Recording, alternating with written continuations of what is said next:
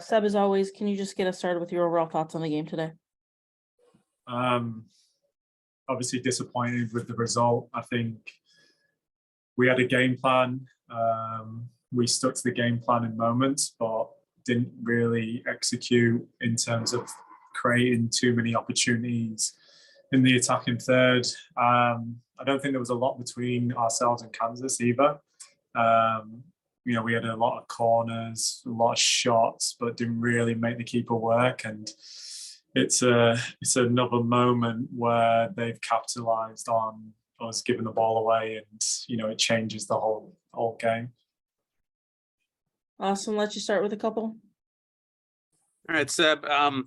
You've mentioned this in the past before, just in terms of the kind of self-inflicted wounds that you guys have had. Building off of that first goal that you conceded, what was kind of the message to the team going forward? It's pretty self-explanatory. We give the ball in a really risky position, and they won it and scored. You never want to give teams hope, give them an opportunity to win the game. I thought we did that. I thought up until that moment we were pretty good. We were pretty, I don't want to say comfortable, but we were in our own hands. It's another moment that has dictated the result of the game. I guess kind of in the chance creation setting, you had 9 corners. How do you go about kind of working on the capitalization of those set plays and dead ball opportunities going forward, considering you had so many? Scoring them, that always helps. I don't think we weren't threatening. I think we got contact in a couple. I think we hit the post or bar. I think we created a lot of chaos in them moments, and it's just getting a toe on it at the end, and it could deflect in or something. But I think we were threatening. I think we had a lot of opportunities, but you have to take them opportunities by putting the ball in the back of the net. Go over to Michael Citro. Seb, thanks for your time. You guys sort of survived a 15-minute onslaught to start the game, a little bit maybe of a nervy start, but you guys settled into the game throughout the first half and into the second half. But as you mentioned, the connectivity really isn't there, in the threat in the final third isn't there. How do you see the connectivity, or is it a spacing issue? Is it a confidence issue? What do you think is the problem in the final third? It was difficult. They had 5 defenders covering the width. Their engagement line was a lot lower as well. So you really have to be creative and problem solving them in their moments. Decisive passing, unselfish running will create space and move defenders out of positions. Again, it's difficult when a team sets up like that. They're set up for transition, and that was the biggest threat from Kansas today. I think they're in a low block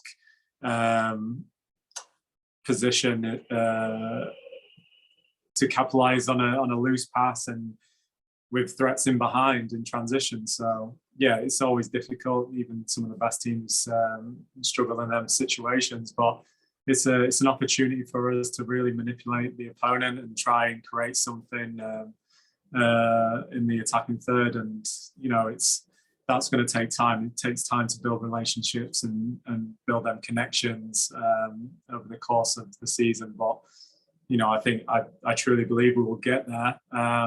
It's hard when you're not winning, and confidence can be low, but it's a fine margin game. Again, every team that we've played so far, there hasn't been a lot between us.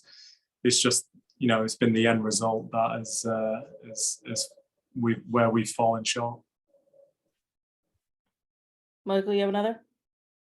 Yeah, Seb, what do you say to your team after a performance like that? Because you go on the road against a team that played in the championship game, and you were there toe to toe with them the whole time. It was a mistake that sort of turned the game. What do you say to your young group at the end of that 90 minutes? We just reinforce the message of they're working extremely hard. You can see that they're working for each other. Mistakes in this league are costly, and right now it is hard because we're our own worst enemy at the moment. We're giving teams an opportunity to win a game, and we can't allow teams to have that chance. And you go through all the games from the very start, probably even the Portland game.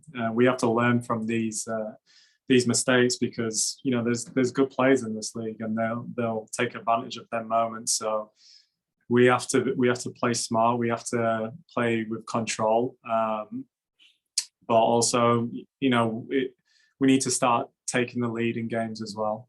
We need to start taking our opportunities in the final third and be more threatening in the attack. And you got something to protect after that.